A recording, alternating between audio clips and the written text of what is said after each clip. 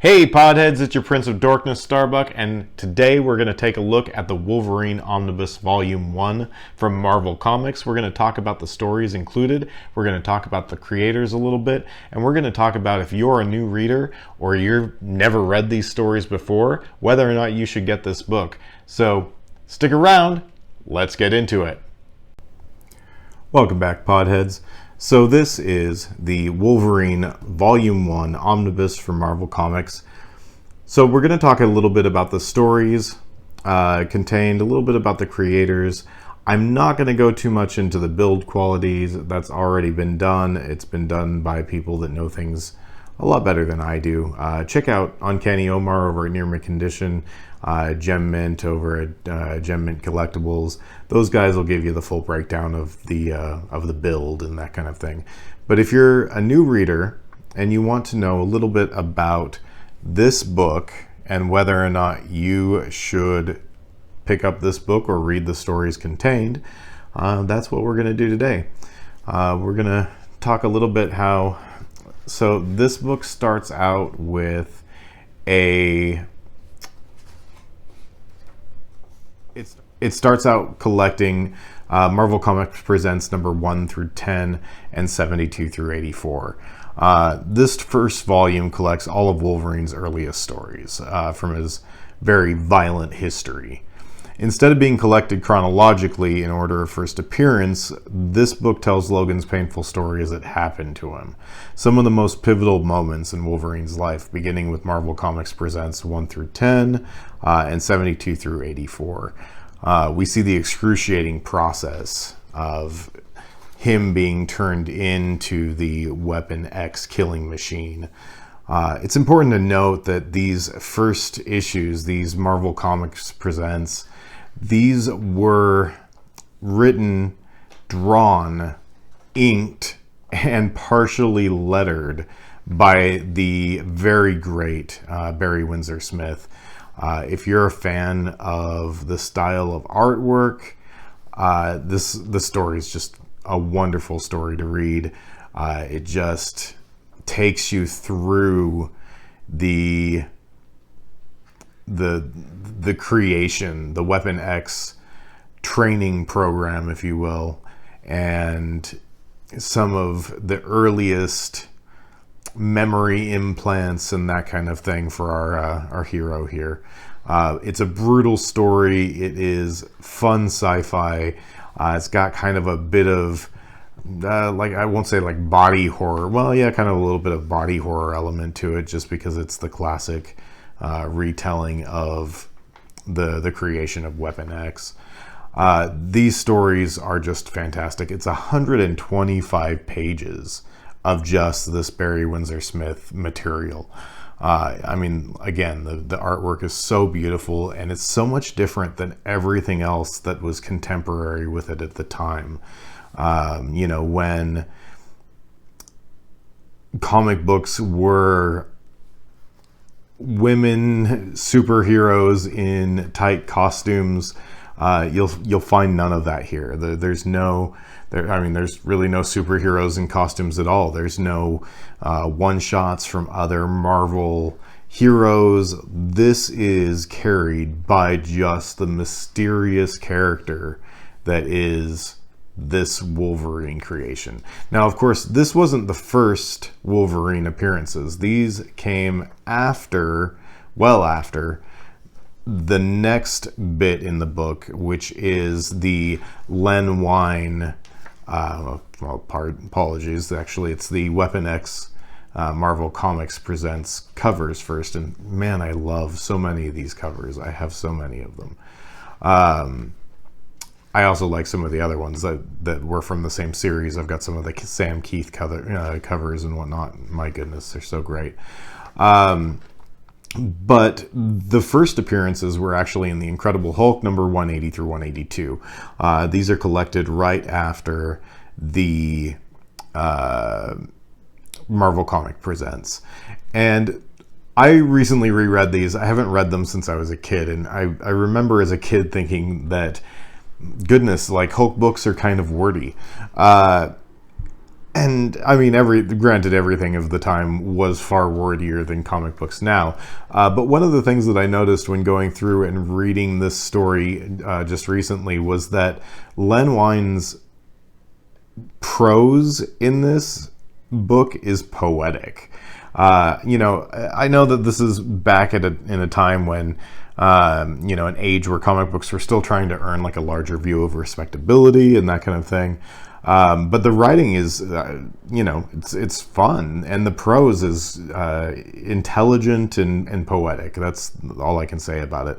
In this story, it's pretty cool too, actually, because like a sorceress or a witch is trying to, her brother is the Wendigo, and I don't know if they continued with that story years later, but her brother's the Wendigo, and she was trying to switch the Hulk and the Wendigo so that her brother would be free of the curse and the Hulk would become the Wendigo. And I just want to say that I would like to see that happen, and I would like to see it also if Wolverine became the Wendigo. That would have been really awesome too. So maybe there's a what if out there. If there is, I'm sure somebody will tell me. But these really are fantastic stories to read. You get kind of just, you know, all the old-fashioned like dumb Hulk, and you know, it's fun. You got some Thunderbolt Ross in there. Just fun stuff. This is the Wolverine Hercules stories. There is so much material in this book too. Like, there's kind of a little bit for everybody, depending on the kind of stories that you like to read.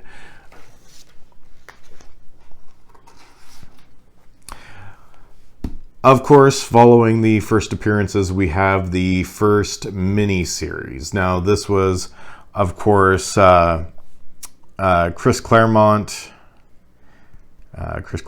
and Frank Miller. My goodness.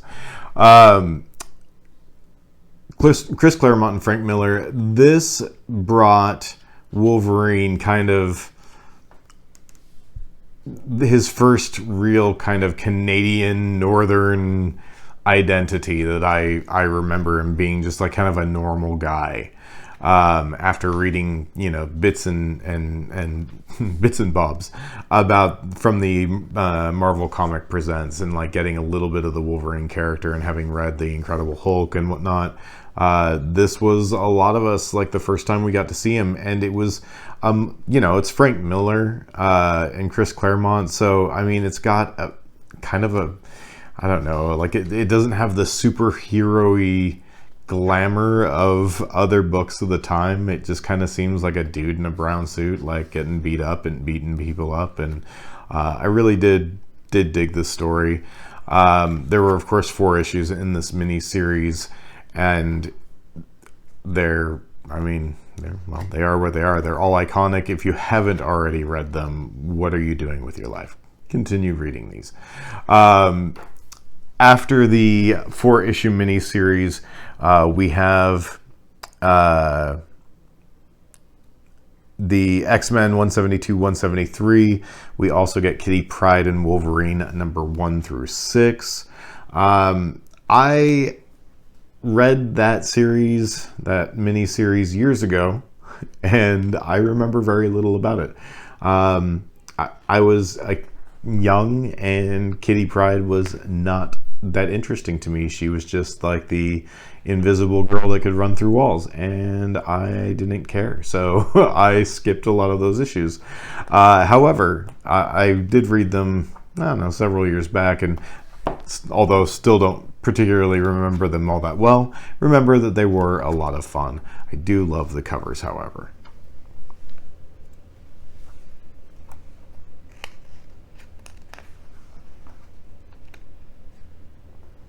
There's also a couple of issues of Punisher War Journal that follow up after the X-Men titles.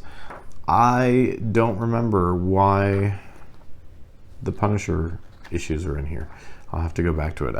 I do remember they did the graphic novel, The Punisher versus Wolverine, or something along those lines. I have it around here somewhere. I also have the the, Spider-Man versus Wolverine, which I believe, I'm not 100% sure, but I believe, I think, I think that's what it's called. But I do remember they did the graphic novel, The Punisher versus Wolverine, or something along those lines. I have it around here somewhere. I also have the Spider-Man versus Wolverine, which I believe Yes, Spider-Man versus Wolverine's also collected towards the end of this. All in all, I mean, there's just so much content before you even get to the first 10 issues of, here we got some good old-fashioned Spider-Man Logan time. I love those moments that we get.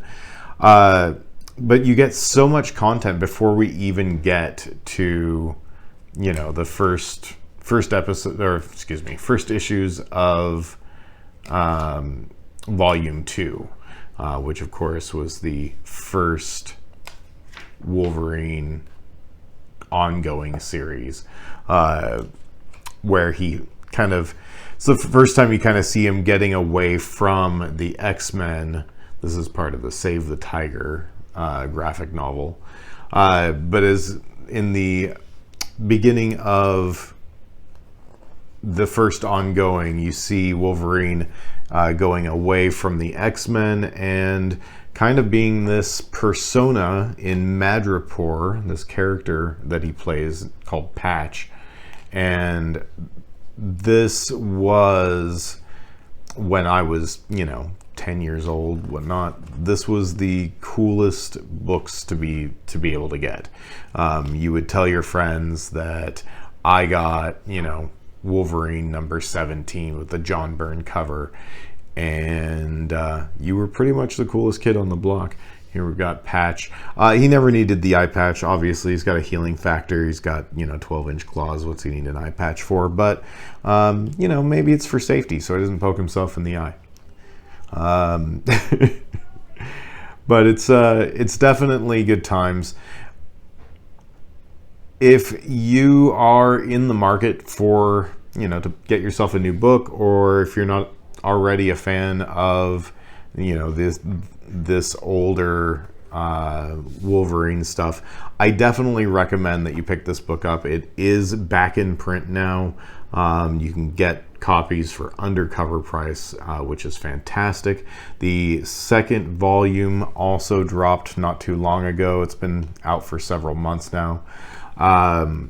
And we have a third volume already solicited. And of course, as we continue on through the second volume, they add the mini-series in and that kind of thing. I think the Wolverine and Magic mini-series is in one of them.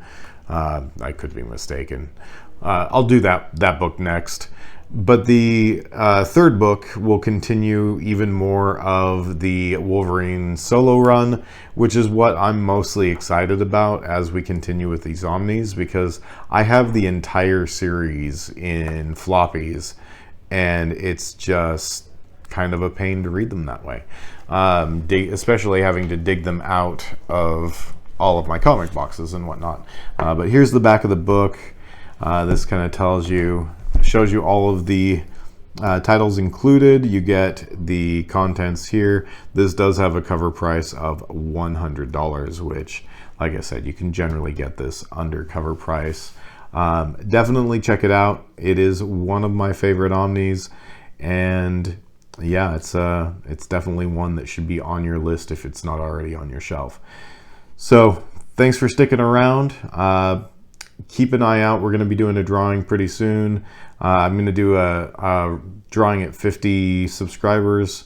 I'll give you the details of that over the next couple of videos. Thank you so much for keeping an eye on Prince of Dorkness. I'm Starbuck, your Prince of Dorkness, signing out. Good night.